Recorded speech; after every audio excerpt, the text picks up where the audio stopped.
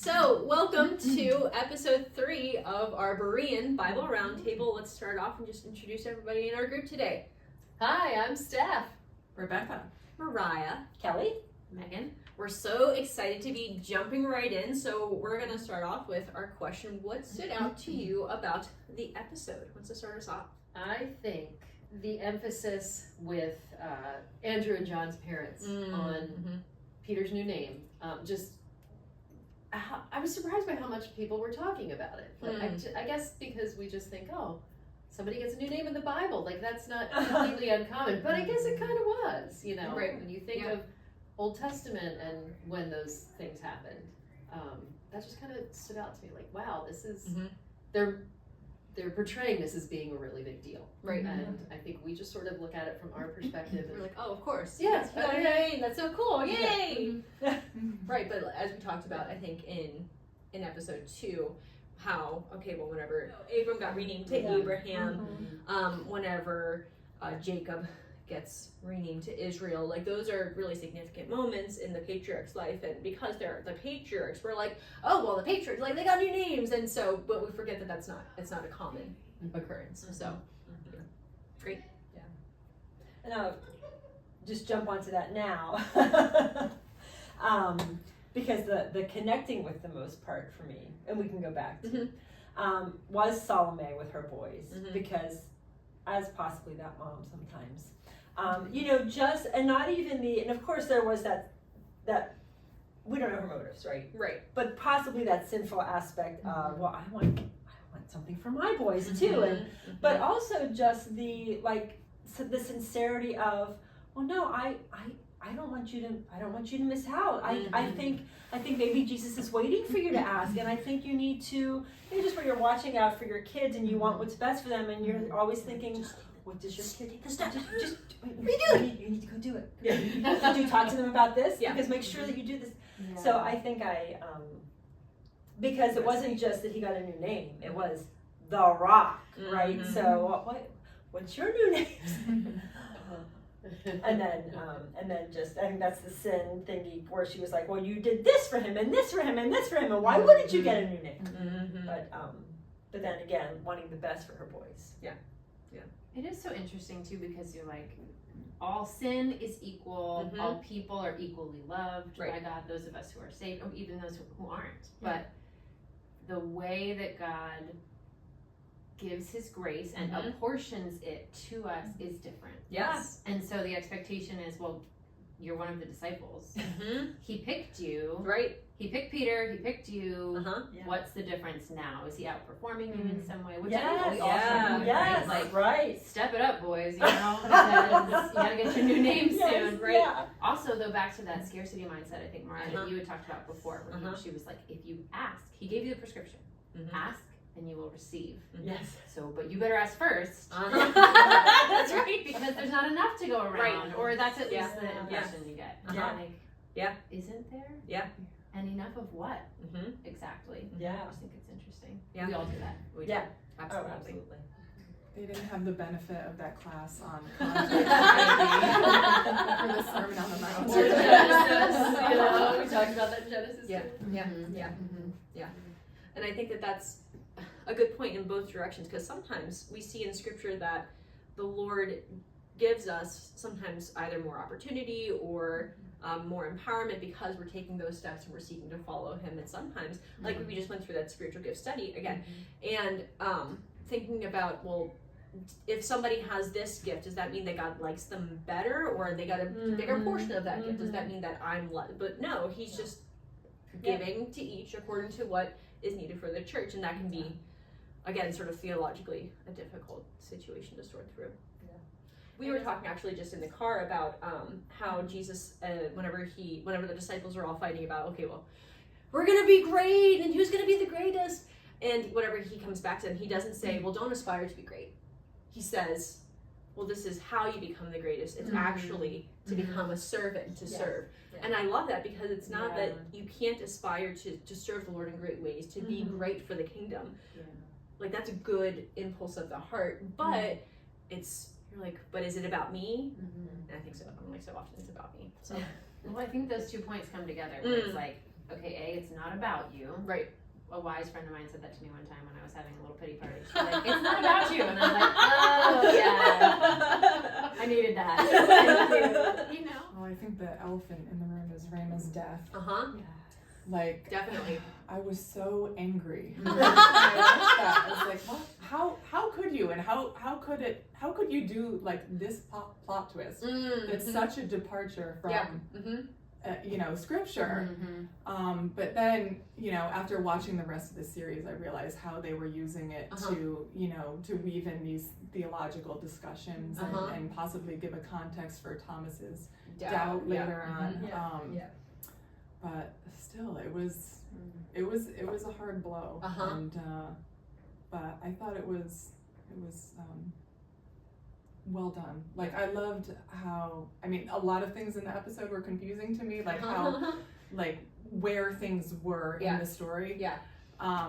But I loved how Jesus said, it's not her time, And when somebody says that at somebody's death, like, usually they say, oh, It was somebody's died, it was her time, but it's kind of like a little,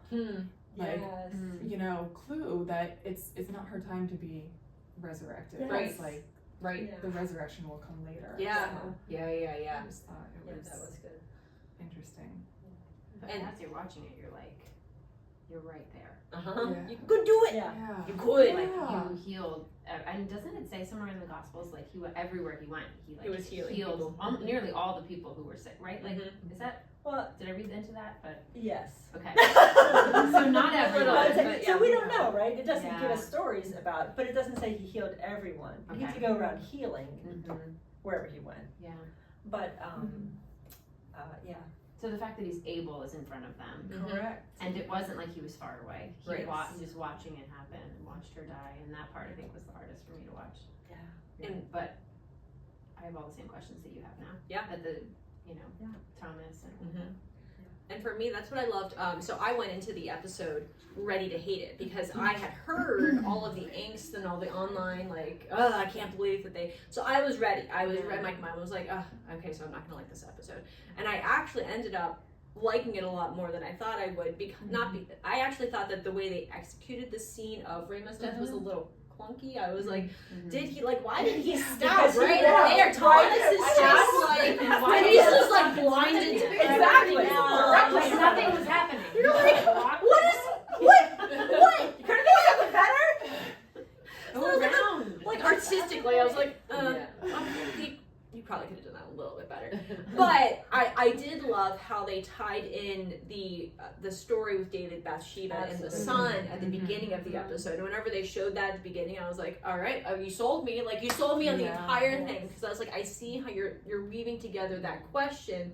Why does God act? Why does he save sometimes and not others? And looking at that greater purpose, and I was like, all right, fine, you got me. You got me. Yeah. But I'm like, those are real questions that we struggle with. And I think the story of David and Bathsheba is even more troubling, perhaps, because we know that the Lord specifically said, okay, well, I am going to take this child. It wasn't just like, okay, well, I'm not going to heal. It was, I'm going to take the life of this child, which you're like, Right. oh, it's heavy. And in that case, so David was asking the Lord, right, to heal his son, and God said no. Yeah. So I think that's an example, because God is the same yesterday, today, forever. Yeah. So that's an example where God said no. Yeah. So we do have Or examples like Paul where in the he's New not Testament. Yeah, It's exactly. like, hey, remove this thorn from my, from my Yeah. flesh. And it's like, nope. But I thought it was beautiful, if I can keep talking about that for a Sure. second. Because, Bathsheba, of course, because it was her baby too, it's her son too, and of course she wasn't, she was guilty of this sin, but was she, like, that whole, Well, yeah. A whole other thing. Yeah, a whole other other discussion. discussion. But, so she's so confused by David's okay. Now she's, why aren't you fasting now? Our baby's dead. Well, now should be the time when you're grieving and fasting. And then whenever he says sometimes, we don't know why, but sometimes he answers no. And then she said, well, then why do you worship him? And he said, that's the meaning of faith. And I thought, that's so good. Because that is faith, right? Not believing that God will give us, whatever we want. Right. whenever we want it, or even the things that we think are really good, and it could be a good thing, but that we trust in God's goodness and his character, and that he will bring the best. And that is faith. Not just, again, believing that he's the genie who will give us whatever we we ask for. I mean, it's a test. Do we really believe him? And like we talked about in Ecclesiastes, like it's a larger arc than what we can see. There's a greater story than what we're living, and like it's a component, but we're blind to the rest, and we have to choose faith. You want to see that thread? I did like too how they sort of balanced the line in the first part of the episode with the Jewish belief in the afterlife, because it is like a hazy thing. So like, what were their back then? What did they believe? It seems evident though in scripture that they have an idea of an afterlife, and even so, remember the context into which the Torah was delivered is they're just coming out of Egypt, where the afterlife discussion was really big and it was really emphasized. And so I read some commentaries that were like, well, maybe they downplayed talk about the afterlife in the Torah because they didn't want them to get sucked into sort of the afterlife cult like Egypt had. But it seems clear that in scripture that they have this belief that the soul continues, that there's rewards for after you die. And so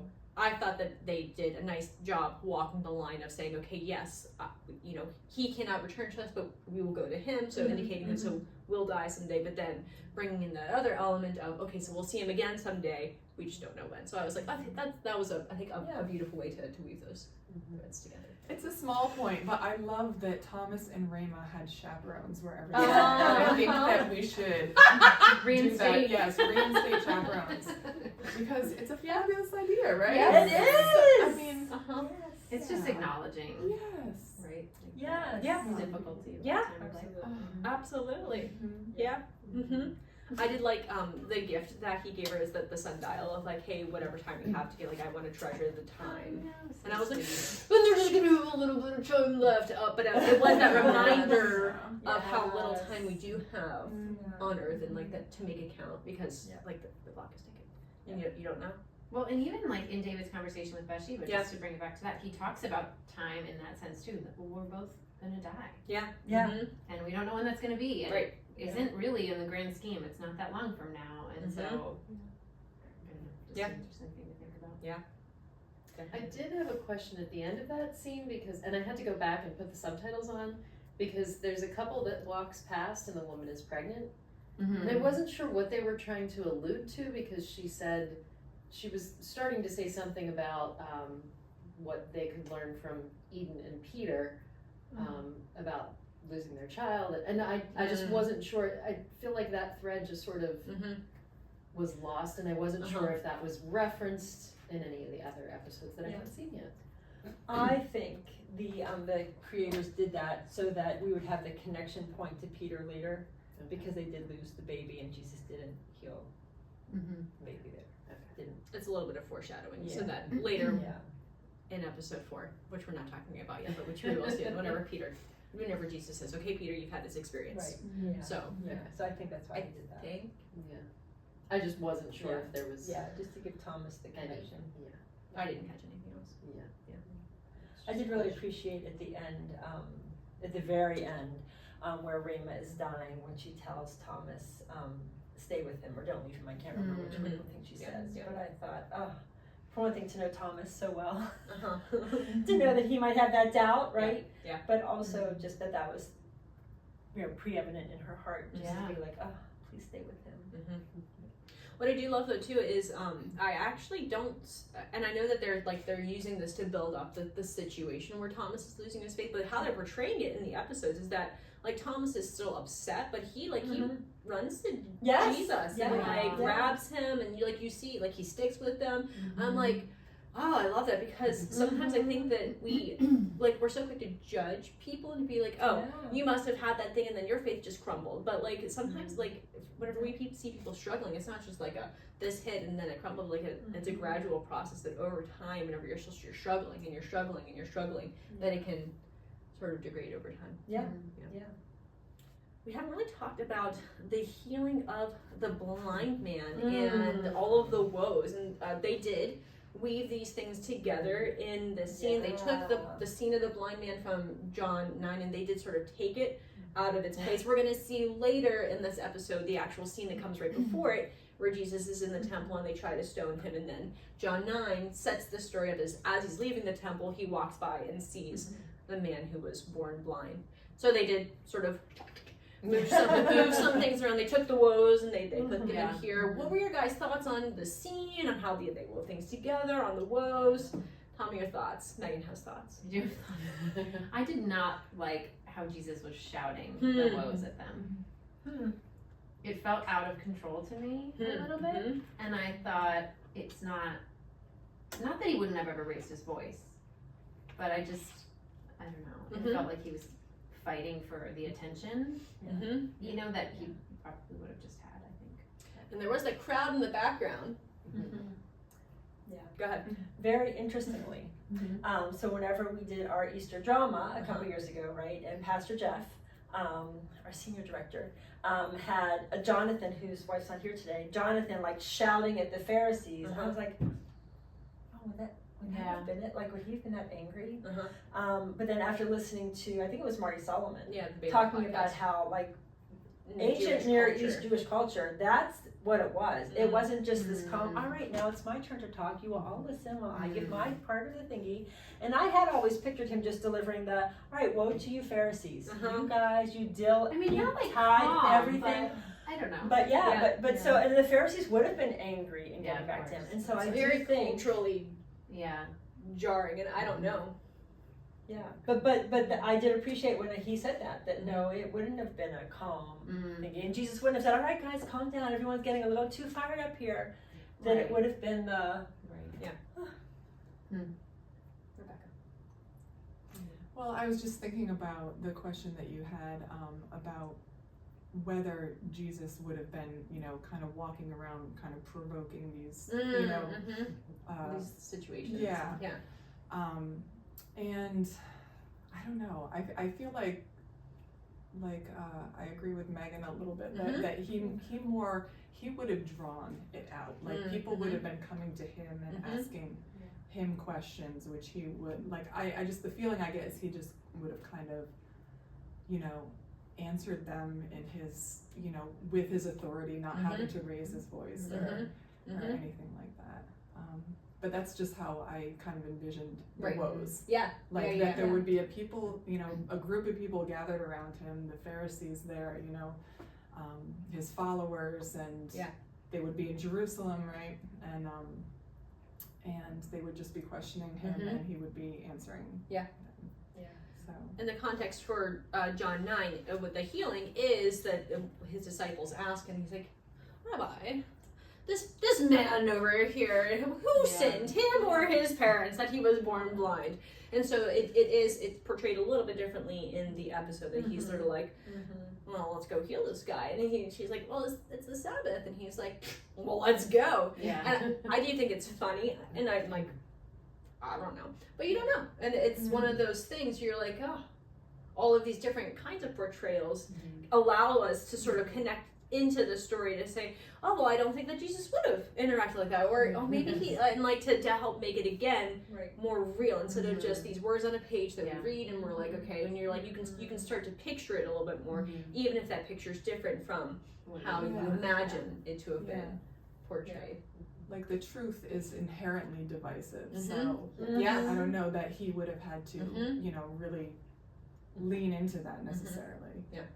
Yeah, the confrontation was going to come just because the Pharisees didn't, the Israelites, the Jews did not believe who he said he was. Many of them, many didn't follow. Many were just sort of like, hey, this is a great train, I'm gonna jump on, this guy's doing great things, he's healing, but they didn't truly believe, and they fell away when the heat was turned up. But I also think it was really interesting because you also said about, you know, the Sabbath, but it's the Sabbath when you know one of Jesus's friends said that, and then to also have the Pharisee say, but it's the Sabbath, like that contradiction of responses, and just, you know, you have just heard that a man born blind has been healed, and your first thought is, but it's the Sabbath. Like, wow, how blind are you? Right.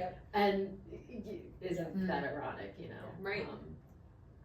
and then just that whole, just everything he's discovered, because it made me think like, wow, okay, so you're blind, all you know are voices, and so when your parents walk into the room, until they speak, you don't know who they are, Right. and Yeah. just everything Yeah. he's discovering for the first time, like Uh-huh. what that must be like, and then what it's like for us spiritually, Right. when you know Mhm. we see, because now we understand Mhm. that we were living in darkness, and now we're alive, and Mhm. just how beautiful that is. Right. Yeah. The Man Born Blind, I was listening to, I think it was again the Berean commentary, or no, it may have been a different one. So they were talking about how if you had been born blind, it's possible so that your eyes, your head would actually develop differently because your eyes, because you were born blind, and so he actually may have looked different whenever Jesus restored his sight, and so that's sort of like all of the stuff that's here in the story. You're like, is this the same guy Yes, who used yes. to beg at the corner? And they're like, I don't Yes. know, was it? And he's like, no, I was that guy, because he actually did look different. It wasn't just that they were like, oh no, I don't want to get into this situation. It is funny though how his parents, at least in scripture, are like, we're afraid to get into this. He's of age. Talk to him. We don't want to get into this miry discussion. Yeah. But he just keeps doubling down on, look, Yeah. all I know Mhm. is I was blind, Yep. but now I see. Yeah. And I think, Steph, as you like just bounced on it, just thinking of Jesus's, are you kidding me? You know, and if you think about our, because I think sometimes we think anger, right, is wrong. But no, there's that righteous anger of God, which we see many times with God in the Old Testament. And you think of Jesus in the temple and just how he just took that place out. And I think he was angry with the Pharisees for the way they were leading his people away from him. You know, and just had them in those shackles. And which is why we were talking in the car whether or not Jesus, because he quipped when whoever said, but it's the Sabbath, he was like, we'll make it more fun. I was like, so what, like, would he have Joe? I'm like, would he, you know, we're like, maybe. But he could have had so many reasons, is what we were talking about. Like, so why did he choose to heal it on the Sabbath? Was it because he knew that this Pharisee who's seeing it that day would be like, Oh, maybe. wait a second, who is this guy? Or was it because just to further things down the path so that they would then be really angry at him and plot to crucify him? Was it for the people who he was healing? You know, and you know, Earl was like, all the above. So yeah, it's like he had many reasons for doing all that. So I was surprised that the mud was like paste. I was like, oh well, yeah, I guess because if you spit, like you have to spit a lot to make like mud. Yeah. I was like, oh, I don't know about that. That looks nasty. That's gonna hurt. Also, just you know, and the different ways that healing is brought about. Yes. And why did that take place the way it did? Yeah. But you know, just there's so many things about it, and touching and the mud and I don't know. And it also made me think, were there people that encountered Jesus and did not want to be healed or did not believe? Right. Yeah. And just died in their unbelief. Right. And died Yeah. with the malady that they had because Yeah. you know, not everybody believes. It just it made me think of a lot of different things that I don't tend to think about. Right, look at the whole healing discussion, and you're like, did Jesus heal everybody that he met? Well, maybe not. Maybe there were a whole bunch of people who were like, no, I don't want to bother. I don't want to bother the rabbi, or you know, whatever. Yeah. This is a random and probably not pertinent side thought, so feel free. I love it. Anyway, but it made me think you talking about like the spit component, and I've thought about that a lot of times. Like, why did he spit? Because it feels like disrespectful, right? Spit is associated with like, right? But he also, there would have been heavenly DNA. Yes. Yes. And of course he didn't need it, you know, because he did so many other people in so many other ways. But like, he's giving that, a bit of that to. Yeah. Yeah, absolutely. You had something in the notes. Yeah, so there's also this Jewish tradition that it wasn't a blind person, it was just a visually impaired person. So I don't know why it wasn't a blind person, but so if a person had visual impairment and there was a discussion over who was the firstborn son. So like if they were twins. So they were twins or whatever, they were just debating over which one was firstborn. The spit of the firstborn would heal, would improve the sight more than the spit of the second born. non-firstborn. Yeah. I know. So Jesus Think was about just this for a while. establishing himself as the firstborn of all creation. So Oh, that was my the, I was gosh. like, Whole nother layer. Whoa. As is customary, right? You're like, oh, there's another, oh, there's more. Yes. Oh, there's more. Yes. That's so cool. I know. Yeah. Think about that one. I know. So Take those Wow. Jewish. So I'm gonna have Kellie and Theo try to fix it.